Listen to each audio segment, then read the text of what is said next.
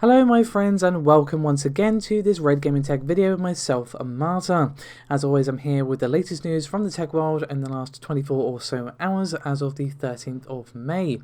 Hope you guys are having a good Wednesday. We've got quite a bit to get through, so I'm just going to get stuck right in with our first topic, which is regarding the Radeon Pro 7. Now, it goes without saying, because it's literally in the name, that this is a card for professionals, but I still thought it was worth talking about how well it fares in terms of specifications by itself versus the normal Radeon 7 and of course versus the Quadro cards from Nvidia.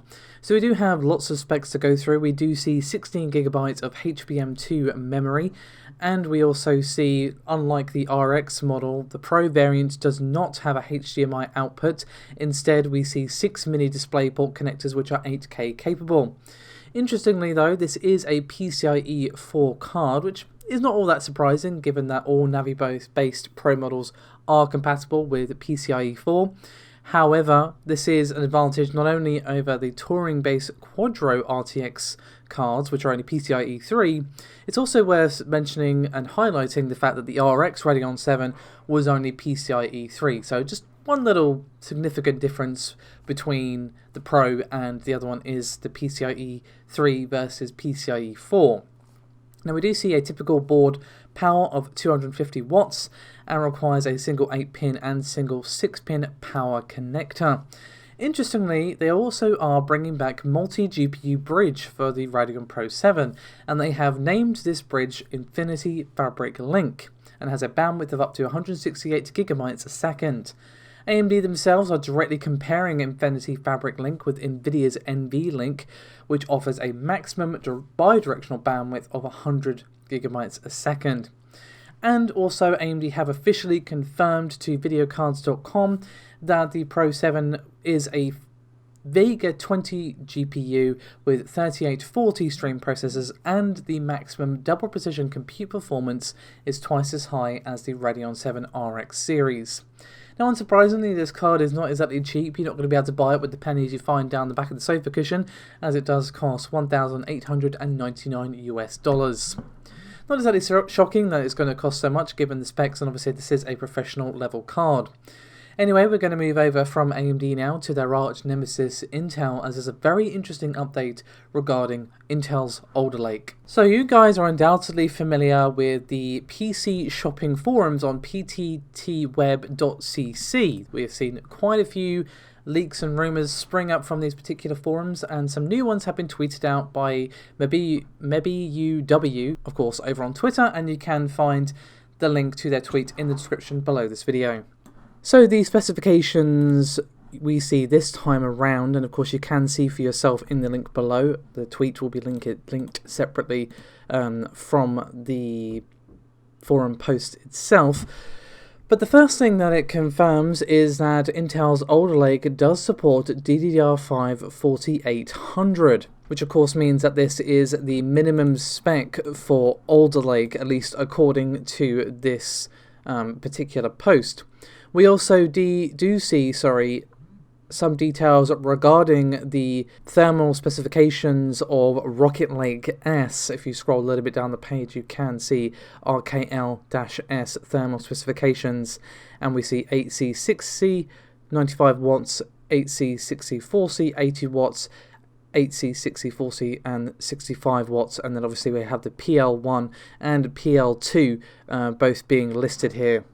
But with all that said, let's move on to some very, very interesting stuff, as the second half of the video is going to be very focused on consoles, as there has been a lot of really cool things actually unveiled today. The first of which is some comments from Phil Spencer. Now obviously I've said this before, but there's obviously been some questions surrounding whether or not we will see a delay on the release date for the Xbox Series X and the PS5 due to what's going on in the world right now. Obviously Microsoft have repeatedly said that is not the case, and AMD have stated that they also feel confident that the consoles will not be delayed due to this. But obviously, as many of you pointed out, and rightfully so, the real question is about the games themselves. Now, Phil Spencer did actually have an interview with Business Insider where he discussed this very topic, and he had some rather doom and gloom things to say, unfortunately. He said, quote, "Through the summer, early fall, I feel pretty good about those games. Games that we're targeting a year on from now or beyond, there'll be some impact, but they'll be able to react.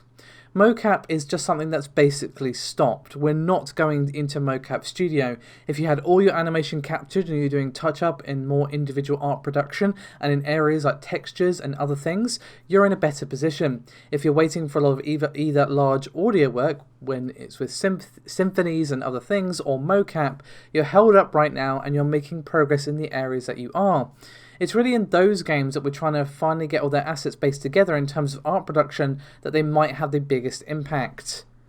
And he also went on to say that the disruption will be felt far more in 2021 than this year. And it is a very good point, to be fair. Games take a long time to make. And all the studios that have already got all their mocap done, and it is just, you know, texture work, actually creating the content, that sort of thing. You know, the developers can sit in their home offices, communicate with each other via, you know, Zoom or whatever, and, you know, work like that. And obviously things are going to be slower when you're working in that sort of way versus in an office environment, but they are still working. But if you've got no mocap, you can only do so much. You're going to hit a wall as to what you can do. Obviously, you can design environments, you can think about puzzle design, you can think about story, that sort of stuff, but you cannot actually get the character mocapped, so the game cannot be made until that point. So we most likely won't see delays of games like, say, Cyberpunk, although it has already been delayed, but that was obviously unrelated to this. The games that are still up in the air are the games that are unreleased release dates. And unfortunately, one of those games that may or may not be affected is Elden Ring. I have no inside sources for this. I'm just speculating that that may be affected because we haven't even gotten a release date yet. I genuinely was disappointed / surprised to not see it at the Inside Xbox event. Hopefully we'll see it at some future events, maybe Sony's one possibly. But regardless, I definitely think that it is going to be sort of further on down the line that we'll start to feel the impact on games development from what's going on at the moment.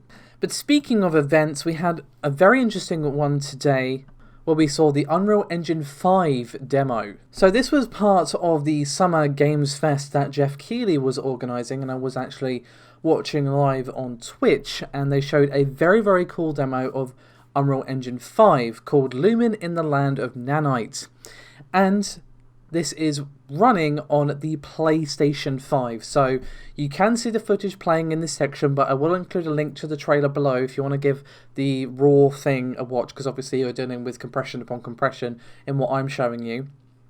But it still looks very impressive, and again, it is capable of running on the PlayStation 5. So the demo was obviously showing off a lot of things, but the main two things were Lumen, a new dynamic global illumination solution that is for more realistic lighting, and Nanite, a quote virtualized micro-polygon geometry system that basically allows devs to import film quality models and assets into games.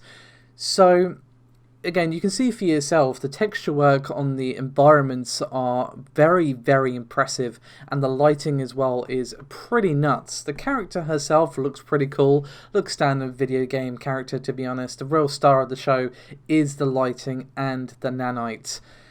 Now, according to Epic, we will not see Unreal Engine 5 release until the later half of 2021, but it was still really exciting and cool to see this new technology. And obviously really pleased to hear that this is capable of running on the PlayStation 5. Now we also have some interesting comments from Epic CEO regarding the PlayStation 5 console itself. And this of course came from Tim Sweeney. Now he went on to say that it is a remarkably balanced device with a quote immense amount of GPU power, but also multi-order bandwidth increase in storage management that he said was going to be critical. And he went on again to highlight how impressive the console storage architecture actually is, saying, quote, the storage architecture on the PS5 is far ahead of anything you can buy on PC for any amount of money right now. It's going to help drive future PCs. The PC market is going to see this thing ship and say, oh wow, SSDs are going to need to catch up with this. Oh, sorry, just one quick thing that I actually completely forgot to mention regarding Unreal Engine 5. Paul will be doing a more in-depth look at Unreal Engine 5, maybe tomorrow, maybe the day after. It's going to be included in a more sort of roundabout console video, so you can look forward to his analysis on that, as I said, in the next few days. Now, speaking of the potentiality of console delays, Sony themselves have also weighed in on the situation regarding, of course, the PlayStation 5. And they went on to say, quote, regarding the launch of PlayStation 5, although factors such as employees working from home and restrictions on international travel have presented some challenges in regards to part of the testing process and the qualification or production lines, development is progressing with the launch of the console scheduled for the 2020 holiday season. At this point in time, major problems have not arisen in the game software development pipeline for Sony's own first-party studios or its partners' studios. So they seem, again, very confident that we will not see a delay for the PS5, and we're not going to be seeing any delays for the games in development right now. But obviously, as Phil Spencer pointed out, it's probably going to be later on down the line.